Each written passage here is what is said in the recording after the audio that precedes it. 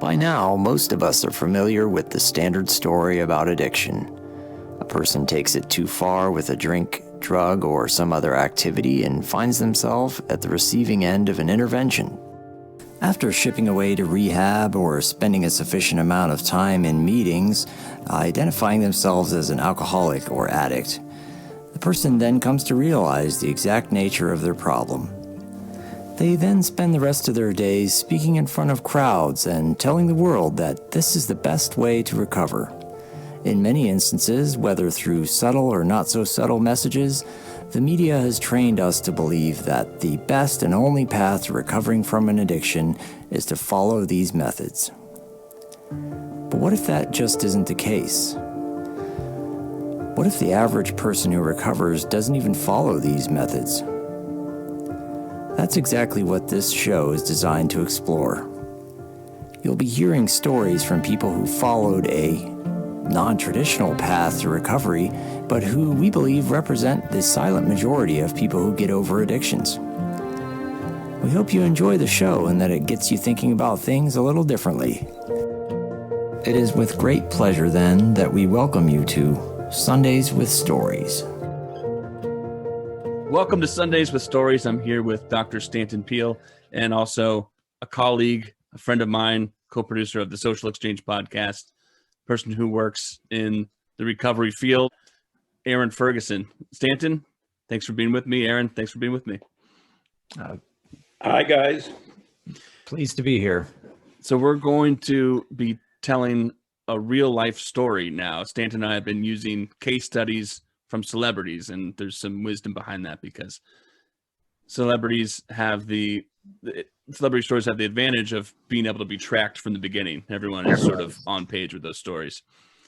On the other hand, people have commented, and we've always sort of thought about this, that wouldn't it be nice if the celebrities could speak for themselves and tell you if they think that you're right or if they're wrong? You know, it's only so much you can do with a story like that. Well, we have Aaron telling us his story about addiction and overcoming addiction, which doesn't match the standard tales that you'll hear in recovery groups or support groups. So, Aaron, I'm going to leave it to you. Will you tell people a little bit about what you do, and then we'll hit your story. Sure, and it's apropos because I'm the opposite of a celebrity, so you'll never hear about me. In some circles, hopefully. I know you're a celebrity. Hopefully, you'll never hear about me in the news or on any TV show. So I'll just say a little bit about what I'm doing right now. I'm an outreach manager for a national provider of medication-assisted treatment. So we provide methadone and buprenorphine in 49 clinics across 9 states. And the company is called Community Medical Services. I will insert here that the views expressed here are not necessarily the views of my employer. Some of them are, but I don't want to paint myself as representing them as a company. I've been working for this company for a couple of years now. This is the 3rd time that I've worked for a provider of this type of treatment. And it's very different this time because it is low threshold access and trying to do it in a way that's just like any other doctor's office. So most of what people are exposed to as regards to methadone clinics in the media are pretty run down, pretty dejected sort of settings where, they're tightly associated with parts of town that you don't want to drive through and large crowds of people who use drugs, people nodding off in the waiting room, and they're just in the media generally not depicted in all that great of a light. And we're trying to countervail that stereotype by delivering these services in a way that's just sort of mainstream and like going into any other doctor's office. So the clinics are all very nice. We deal with a lot of pretty good technology. A lot of the other providers in this field are still using paper documentation, and we've got everything in a digital EMR, and we meet remotely and use telehealth a lot and things like that. The company opened the first 24-hour methadone clinic in the country which Zach came out and did an article for Filter about a little while back, and I would definitely encourage you to read it. And then we're also working really hard to integrate with criminal justice settings in a way that is non-coercive, but doesn't cut people off cold turkey if they wind up in jail. Because that's been a big problem. If somebody's on a high dose of methadone and they wind up in jail, in many instances, they've been cut off cold turkey. And so trying to convince these jails to allow us to keep people maintained in treatment so they're not at an increased risk of overdose upon release. And so that's what my job entails, is mostly going around and trying to advocate for people either in an inpatient abstinence-based setting or in the jails, that they don't get cut off their meds, and then trying to build relationships with the community to really mitigate some of the stigma around people being on these medications. And I work in the South, and so Texas has, kind of a really strong leaning political view. And so there is a good deal of resistance to any type of recovery that isn't complete abstinence here or absolute 12-step involvement. And so we have a lot of folks, that have been cut out of the 12-step community that wind up at our clinics, and we're trying to provide them with an avenue to define recovery for themselves in a way that also involves medications, whereas previously they would have to start over every day with a desire chip, just because they're taking methadone or buprenorphine. So that's what my current work entails. And if you'd like, Zach, I can tell you about how I got here. Yeah, obviously you have a passion for it and you're serious about it. And I would like to know how you got here from the beginning, including your own ameliorative process of addiction. Sure. I'll provide just a high level view. So I was born into a very large family. I have 11 siblings, 9 sisters and 2 brothers, and we were born all over the world. I was born in Malta. My brother was born in England. My sister was born in France. My other sister was born in Africa. And a bunch of us after that sprinkled across different parts of the United States. I grew up traveling around in a mobile home and singing on the streets and performing for money throughout Europe. And then when my parents returned to the United States, singing in churches across the country for a living. And that's how we made a living as performers. We were called the Star Family Singers. My parents met each other in a cult called the Children of God.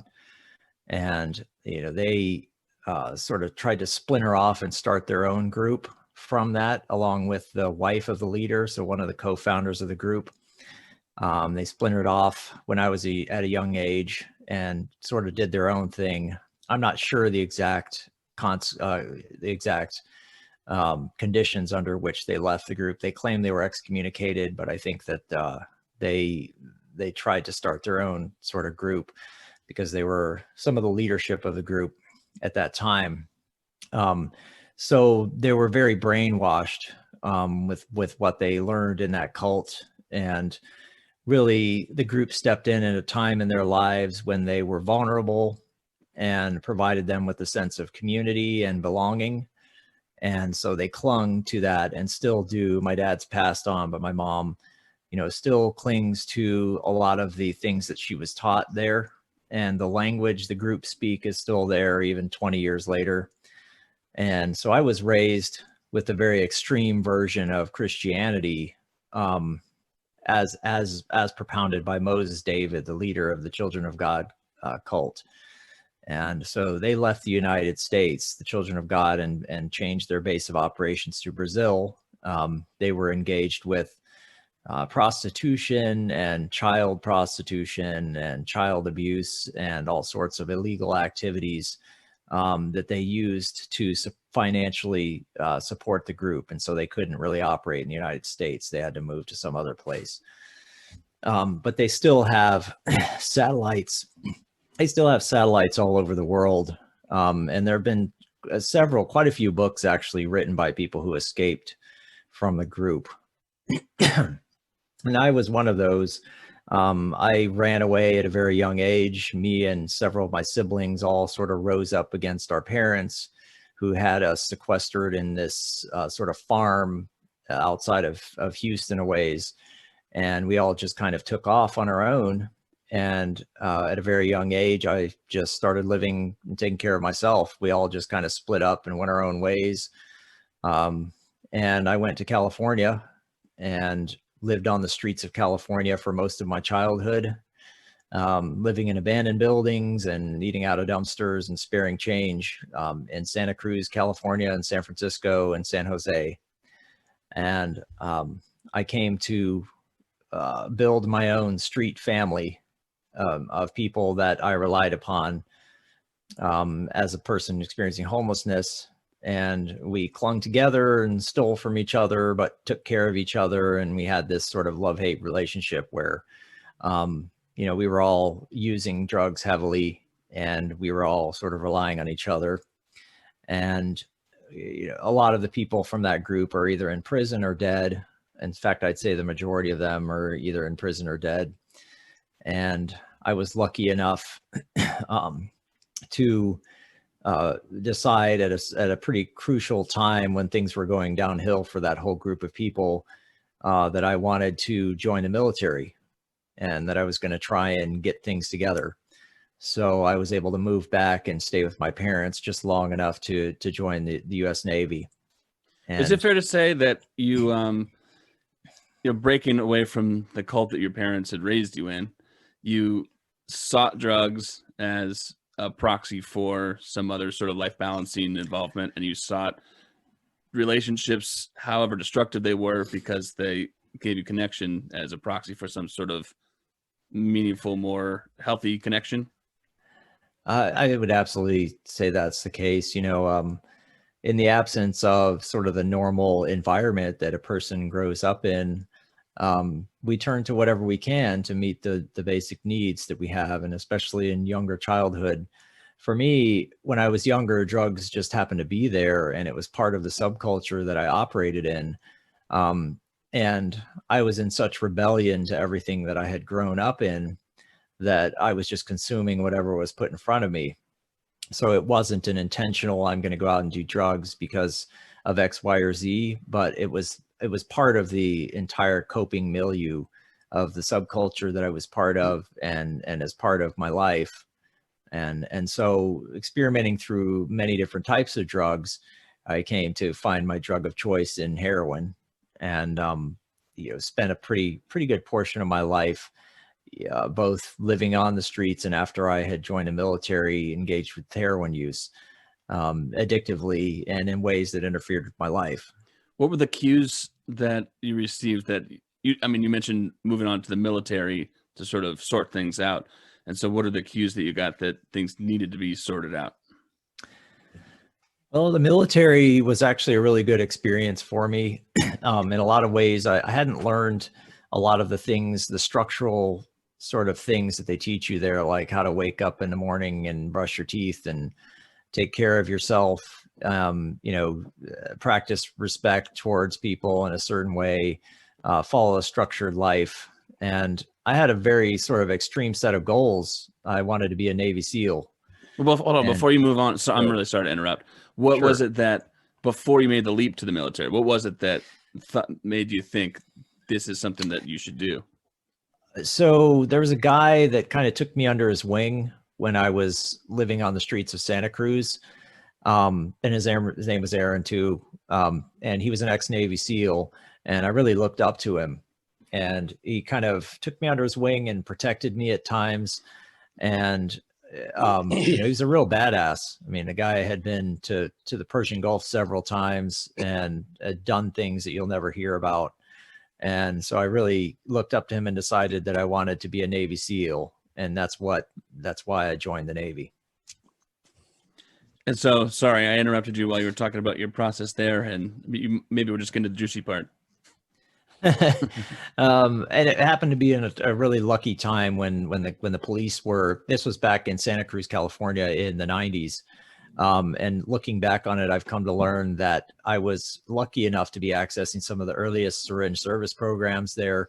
And there was this whole battle being waged around harm reduction services and being able to provide syringe services to people. And, but then the police started really cracking down on Santa Cruz at that time and just arresting people wholesale. And I was involved with some people that committed a crime. I had an opportunity to participate in it and had declined. I had a guy come to me and ask me, hey, we're going to go rob this person. And it was just another way of getting money for drugs. And I was about to go with him, and the girl that I was dating at the time, I was living in a van with her, she talked me out of it and told me that she'd sell her bike to get me well because I was dope sick. And so I didn't go. And then 3 months later, after I had left town and gone back to be with my parents to get ready to try and join the military, several people went with him. And I don't know the exact specifics of the situation, but they murdered a guy who was one of the pillars of the community and owned a hospital. And there was a nationwide manhunt for them. They were on FBI's most wanted, and they were arrested. And the four of them, I think they're all sitting in prison right now. And so, that was really what was happening during the time when I took off and decided to turn things around. I came inches away from being involved with all of that. And so then after spending several years in the Navy, I had worked really hard. I went through SEAL training, and, I didn't make it all the way through. They wound up kicking me out about halfway through and telling me, come back in a little while, which was standard practice. Most enlisted people try 3 times before they make it through SEAL training. So they sent me to an aircraft carrier, and I trained, and I was physically and mentally prepared to go back through the training. But then during that time, I got pulled into a court case with this whole murder that had taken place. And they flew me from the Persian Gulf onto a helicopter off of an aircraft carrier to testify in this trial. And so I went ahead, and I had to tell the truth and testify against the guy who had planned the whole thing, and they sentenced him to life with no parole. And so then I stayed in the Navy during that time and kept training to go back to SEAL training. And I had already had my orders cut to return, and I happened to donate plasma and found out that I had hepatitis C. And so that disbarred me from going. And so that was a turning point in my life, because I had all of these sort of career aspirations that went down the drain that I'd been training so hard for. And I just fell back into drug use pretty heavily at that time. If I could sort of curate this in a way that probably doesn't do it justice, but at least it'll give the few stepping stones that you already laid out. You had your family, and sort of that's all you had at one point, and realized that there were somewhat broader horizons, even though, it doesn't sound appealing to live on the streets, to be fending for yourself, to be using drugs.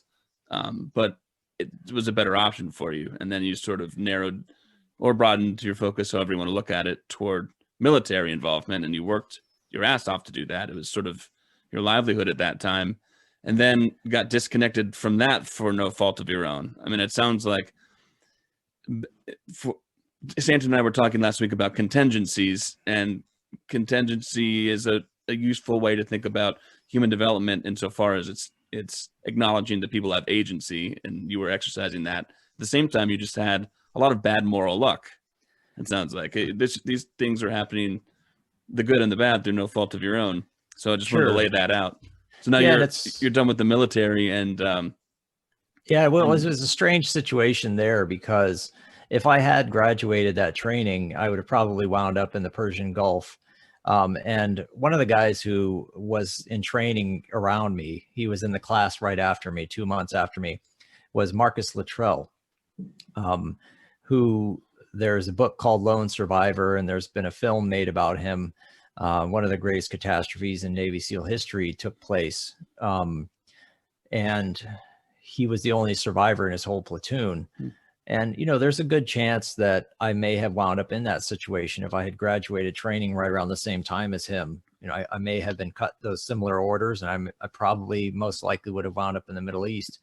So I don't know that I'd be here today if I hadn't contracted hepatitis C and been barred from being in training.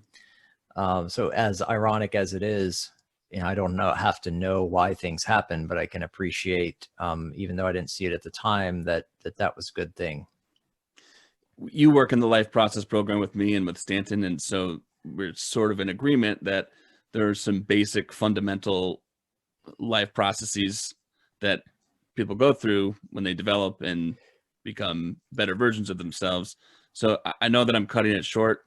I'm doing it in the interest of time, but from the moment that now you're leaving the military, to which upon reflection, you sort of gave it a stoic outlook, like these things seem disadvantageous, but at the same time, there are things that could have happened that are equally, if not more, disadvantageous if you would maintain those connections and involvements. From that point that you're not able to pursue that military career to the point where you are now, what are the kinds of things that had to come into play in your life that made it better, worth living, and worth building on? Yeah. So for one, I'll say I've been very lucky, number one, to be a white person. I really don't think I would be alive right now if I had been black or brown with the way that I grew up, just because of the bias in policing and with the criminal justice system. I was in and out of jail so many times that I would probably still be in prison if I had black skin, and might have been dead. I may have joined a gang or something and just had a different trajectory. And so I was lucky in that respect. I'm also very lucky to have family members who, my immediate family members being my sisters that are close in age, they were very supportive of me. I've come across other people who didn't have those supports that really struggled, especially being incarcerated and not having anyone on the outside to really be there for them. And so when I fell into sort of despondency after leaving the military and wound up living on the streets of San Francisco, I knew that there were people in my life that I could draw on. And I knew that there were people in my life there for me. And if that hadn't been the case, it's most likely that I would still be either homeless, I may not be alive, or I may be incarcerated. And so I had people in my life that were supportive of me, and I was far away from them and sort of bought into the whole 12-step mindset early on. I had a criminal justice case where I was mandated to go to Aaron, just let me ask you, the second time around in homelessness, how old were you? That was in my 20s. So that was, 20, between 23 and 27. And it was clearly at the end of just some really bad decisions and a lot of really strong involvement with drugs, and not really just allowing things to pile up in my life and not taking care of a lot of the stressors that had built up early in life. And so really that was addiction to me. When I was younger, living on the streets, the drug use was more just, it happened to be there and it was part of the culture. But really addiction took place for me in my 20s when I was really turning to it to avoid and sidestep some of the really strong issues that I was dealing with. What did you replace addiction with? What got you from second time, well, if only the second time, living on the streets when you were in San Francisco as an adult, a young adult, to having a career that's sort of flourishing? Well, it's tricky because a person looking from the outside would say that the system worked. But looking back on it, I can see that wasn't the case. I had a criminal justice case and wound up being sent to a therapeutic community. So I spent 7.5 months in this sort of scare you straight, stand at attention type of place that was run by the state in Texas. And I asked for it. I was looking at doing maybe state jail time and had heard a lot of bad stories about Texas jails, and said, well, I'm going to try and get something softer by requesting treatment. And I had also reached a point in my life where I just was going nowhere and wanted to get off the drugs. Was very depressed and suicidal. And so I went away to this therapeutic community, and looking at the success rate, just from the people that I knew, it was probably less than 1% as a success rate at that therapeutic community. Yet for some reason, I was just ready and I was done. And I was on probation for 2.5 years and jumped through every hoop that they told me to jump through, and was lucky enough to have family support from my sisters, and was lucky enough to sort of piece things back together after that. I fell into the 12-step groups early on because that was all I had been exposed to in terms of recovery. And it was presented as this is the only way. And I didn't know about alternatives until years later, when I had been sober for a long time, and I started to really question a lot of the things that I had been taught in that group, and started to really realize, I think growing up in a cult inoculated me in many ways against a lot of the ideologies involved with the 12-step group in ways that I wouldn't have been otherwise. In the sense that you had already reacted against the cult, so you weren't going to just sail into the 12 steps. Yeah, and I never really bought into it. I never worked the steps, I never had a solid sponsor. I just kind of, went to the meetings because that's what you were supposed to do. But the group speak just made the hair on the back of my neck raise up, and it just rang a bunch of bells with me. And so I think that made it easier. And when I came across the work of Stanton Peele, and when I came across the work of others who had challenged this paradigm, it was liberating for me, and it really helped me to find my way out of the woods there. So you're working now in a sort of alternative programming, something that's done. Like you said, I visited your work, or the central office of CMS. It's what the organization is called. And what I witnessed is just human beings being good to other human beings. And we could say that with no uncertainty. So I can see how you fell into that kind of work. It's medication assisted treatment, but it's also helping people who are maybe the most disparaged that there are. I mean, I saw people who came in, a lot of people are homeless in Phoenix and near areas in Arizona there. And I know that you're working in Texas. You're working against a system who sees, if anything, it's incarceration, or the equivalent of incarceration with a doctor involved, I guess. That's what they think treatment is. Yeah. So I'd like to, if we can, I'm sure Stanton will have other questions about your story, but I'll keep pushing for time. I'll be the jerk who pushes on with time. Just real quick, I'll say something about MAT and Stanton's and my last episode of the show, and your response to it, which I think was really healthy. It's pretty cool to see any sort of disagreement or offering of more information or seeking more information from another person who works among us. So it's like two people speaking, and then another person for the same organization who can get on board with everything that we're saying. Plus, you wanted to add a little bit of value from your end. So Stanton and I were talking about a New York Times piece, which said something like, it was saying, there's two methods of evidence-based treatment that work. Why aren't we using them? It's contingency management and it's medication-assisted treatment. And Stanton and I were sort of making the point that both of these have their wisdom in some ways, like being able to take drugs. Well, there's wisdom behind that because that's going to keep people alive in some sense. Contingency, there's wisdom behind that because people do make choices, but it's just the attitudes that form the basis of pushing these things as treatment.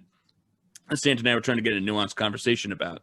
And you brought up the fact that, look, I'm working in a community where there really are two choices, maybe three. I mean, you can go with the justice system. You can, or just like try to use drugs and then not have any safe supply anywhere and do it so at your own risk. Or you can enter some sort of like 12-step rehabilitation program that doesn't allow you to do anything that you want to do. It's basically jail. Or you can enter this really approachable system that helps people thrive in other ways besides just taking drugs.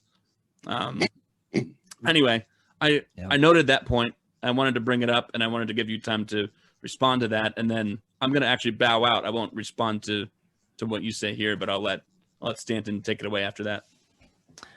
Yeah, and so I just want to give a little background of how I came to even acknowledge these medications as a valid path. my first reaction was one of the sort of abstinence-based, we're just trading one addiction for another sort of mindset. And I was working for my first job as a counselor. I went to work for an abstinence-based treatment provider that was doing a day treatment for it was drug court. And we had a woman who was in the groups every day and sort of nodding off. And the other clients were very upset by that and saying that she was interfering with their recovery because she was visibly impaired. And everyone knew that she was going to a methadone clinic. And so myself and the rest of the staff in our staffing meetings were talking about her and really prepared to discharge her because according to our appraisal, she wasn't getting the benefit of treatment because she was continuing to use. And at that time I just didn't have my head on right about this and didn't know a lot of things. And so I was right down that same mindset until somebody almost on accident found out that she had a 2-month-old baby at home that was keeping her up all night. And that was the main reason why she was nodding off in group. No one had taken the time to really dig and find out what was going on with her. They all just knew that she was taking methadone. And so that's when sort of some of the cracks started to form in my mentality around it. And so I did change my mind.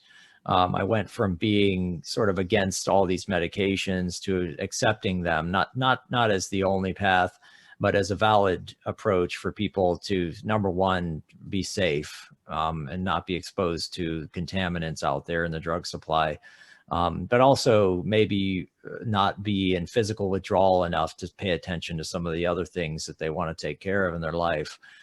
And so that's kind of my view of it. I don't subscribe to the notion of a brain disease that methadone normalizes, as Norvalco and some of these other people are claiming.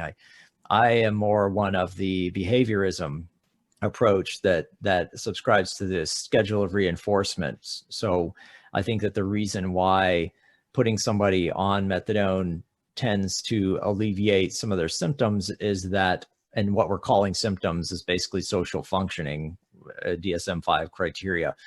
I think that the reason why is because they're switching from a chaotic random schedule of reinforcement to a consistent schedule of reinforcement. And I don't think it's due to the particular chemical properties of the substance. I think it's more of a learning and conditioning situation. And I think that explains why heroin-assisted treatment would have just as good, if not better, results than putting people on methadone. And so I have a very different view of this than most of my colleagues. Most of my colleagues believe that, addiction's a chronic relapsing brain disease, and it's caused by the nature of these substances and the dopaminergic pathways, and that methadone somehow normalizes that due to its long-acting properties. I certainly don't subscribe to that at all. And I don't subscribe to the notion that people need to be on these medications in order to recover if they have an opioid use problem. I fully agree with the data. And let's say I accept the evidence that most people do recover. And most people don't do it through the traditional methods that we've been prescribed, which is why I really like this show and the impetus behind it. But I'd be really interested to hear what Stan Peele thinks about that view about schedules of reinforcement. Let me do a little transition, Stanton. I would imagine right off the bat, then I promise I'll shut up, that you might take issue with very little of what Aaron said, except for the fact that it's being called medication in the first place. Just that linguistic slip, it packs a powerful punch. Yeah. Well, I don't know that I could do any better than Zach and Aaron have done already. I mean, what I hear you saying is you yourself in different ways how to get a structure in life. And, prison's a structure in life, but who wants to put people in prison? And you participate in a program that allows people, like you yourself had to learn to brush your teeth and go to bed when you went into the military. If we prescribed the military as a cure for addiction, that'd be a pretty long way to go. But you're saying for people who are generally a pretty fragmented place, you participate in a program that allows them to organize their lives and to learn how, as you yourself learned how, to lead a fully functioning life. I mean, you have a job now and you have a family, and, you know, good enough. But by the way, I just want to commend the fact that you work for the Life Process Program at the same time that you're, how you described, a manager in an MAT program. So, you know, you're balancing these things already. And I think one thing, I don't want to get you in any trouble, but you say you sometimes have to go to these trainings where you have to bite your tongue when you're, maybe you just describe that experience. Yeah. Yeah. It's really, being in this role has caused me to be in very drastically different groups. You know, I'm also on the leadership team of the Urban Survivors Union, which is the National Drug Users Union. And I'm deeply passionate and involved with people who want to see reform to the way that medication-assisted treatment is delivered. And whether we call it medication or not, by the way, I don't care. But I find myself in these rooms of people that are so drastically different. You know, I'll be in one meeting where addiction is being described as a disease, as an afterthought. And I'll be in another meeting where you know, it would be absurd to even bring up the concept. And it's really, it's an interest, it's almost surreal sometimes to be in an environment where you're surrounded by treatment professionals who have not even taken the time to question this entire paradigm. And having been part of the Life Process Program and having realized what the evidence says and realized how mistaken we are as a culture about all of this, it is really surreal at times. We're running a little bit out of time. I wanted to jump into a whole other topic. Are you traumatized by your youth? I don't view myself as a victim of trauma. You know, I survived a lot of trauma, but I'm not currently traumatized, you know, and you have a family of your own. You have how many, one child or? I have two, actually. Two children. Yeah. Is there some sense that we can say that you learned from your own experience? Well, you're not going to create a cult and have your kids out in the street, and I guess you're probably not planning on them being Navy SEALs or anything like that. Are you a better person for your experience? Absolutely. I think that the trauma that I've experienced has propelled me in life. Really, it's helped me more than anything, and I wouldn't take it back.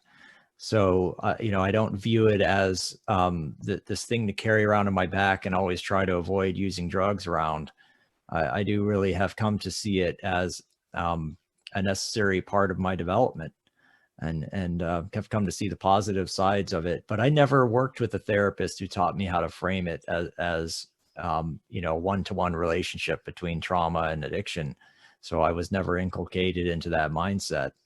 Where you describe being in situations where you're sitting there and everybody's going down the brain theory, and you're like going, "Oh man."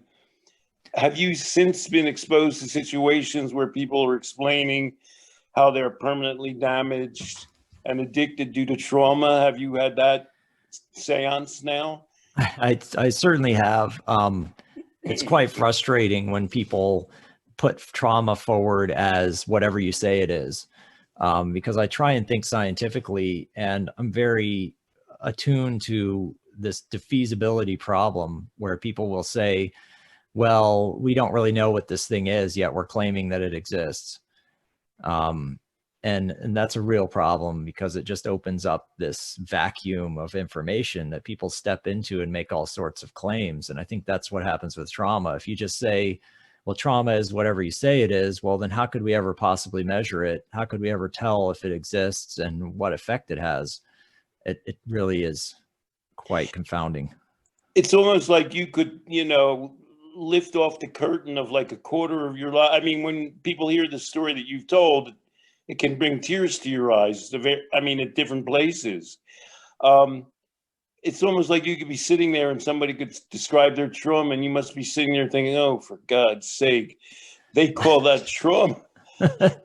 Yeah, and it's, you know, and it's, I think that the treatment industry is implicit in causing people to frame things in a way that maybe isn't as helpful. And there's a delicate balance between saying just pull yourself up by your bootstraps and acknowledging, you know, where there's pain.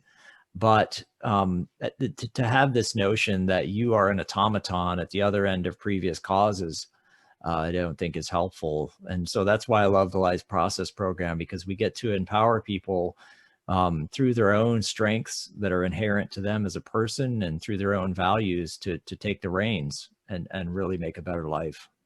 Zach, we've gone, you know, about as long as you hope to go. Do you want to call it all to a close? I'll just say, Aaron, in a strange way, you know, nobody wants to expose a person to trauma. We'd like to eliminate all abuse of children. You can't say you want to eliminate all cults, because in the United States, you're allowed to belong to a religion and you're allowed to raise your kids that way. So, you know, it's impossible to remove every possible source of unpleasantness and difficulty in people's lives. And so forever, people are going to be dealing with things like that. And I just don't want to sound glib or anything. I really don't want to make it sound like, oh, I'm recommending this or anything. But you've come to a complete view, pretty much, you know, you've looked at clouds from both sides now. You know, you become a pretty complete, empathic, helpful human being who can raise a family. And you know, in a strange way, again, I just don't want to sound glib, you've benefited from all of the kind of stress and duress you had in your life. And of course, as I said, we don't want to put anybody through that, because you've mentioned several places in that life where you could be dead. And that's what harm reduction is about.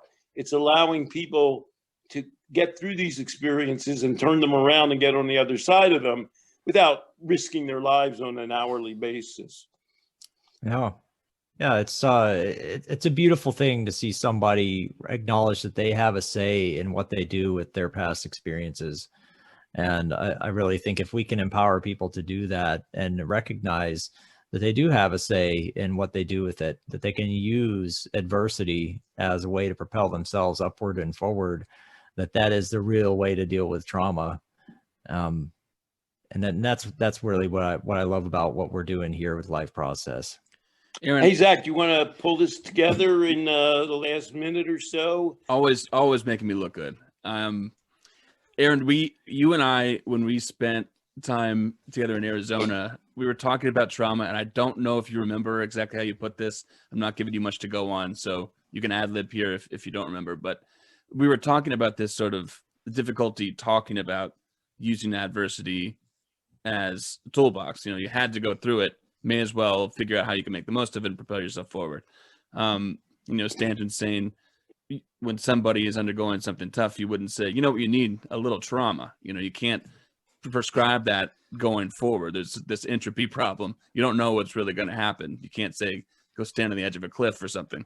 But you can say, you can ask people to talk about their stories from the past and use those as to map on to the present day and to the future to make more sense of the world. You had some way of articulating that. I don't know if you could, and you typically have a good way of putting things into words like that. I don't know if you could put that a better way. Well, I guess one of the things that I try and emphasize with people is that perspective is a matter of use it or lose it. It's something that we have at our disposal that is there waiting for us to either use it to our own detriment or to our own benefit. And it's not something that is just handed to us. It's actually probably one of the few things that we do have control over. And to realize that and to deeply internalize that is really liberating. And with rejecting the disease concept and with rejecting the fixed mindset and the learned helplessness that comes along with it, we can really learn to build something in our lives of meaning. And at the end of the day, that's the best inoculation against addiction. Aaron, I'm really grateful for you sharing your story, and also for sort of piecing together the comments that Stanton usually gets, and that we've gotten from just the last episode alone, saying, well, how can you be dismissive of A, B, and C? Or when you talk about trauma, how can you not acknowledge it? And you're sort of taking on, I shouldn't say devil's advocate, but that the advocacy of that position in a way that that sees that it jibes with our methods as well. And so I'm really, really grateful for that. And Stanton, grateful for your being on as well and asking pointed questions. Thank you both. Definitely. I'm so grateful for both of your work, and really encourage you to keep it up. It's a much needed candle in the darkness. And so thank you so much. Thanks so much, Aaron. All right, guys.